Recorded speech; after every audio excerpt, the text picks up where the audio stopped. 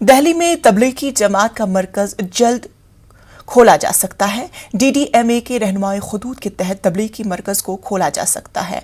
Delhi high court में समाअत के दौरान मरकज ने बात कही है। शब बारात और रमजान के पेश नजर मरकज को खोलने की इजाजत मांगी गई है।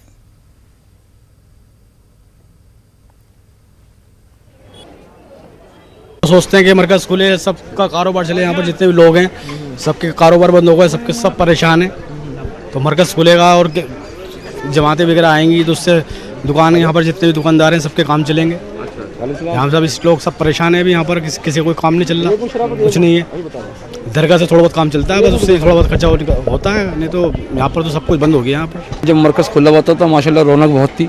रमज़ानों में, शब रात पे, 12 वफ़ात पे और पब्लिक का काम ही चलता था। और आलिम दीन का मरकज़ है ये, और इसमें तबलीग का ही काम होता है, कोई गलत काम तो होता नहीं है। तो इसका खुलना ज़रूरी है। इसके खुलने से लोग भी आएंगे, लोगों का काम भी चलेगा, हमें भी खुशी होगी। अच्छी बात है कि दीन का काम हो रहा है, कि दीन का ही काम हो रहा है और कुछ काम नहीं हो रहा है इसके अंदर। ये खुलना चाहिए। मैं सबसे पहले स्वागत करता हूं भारतीय संविधान का।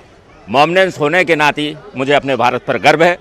परंतु इम्पोर्टेंट यह है, लॉकडाउन में किसी कारणवश मरकज़ को बंद कराया, वह प्रशासनिक सहयोग था। मैं उसके लिए और पूरा भारत देश, पूरा मुस्लिम समाज सहयोगात्मक है।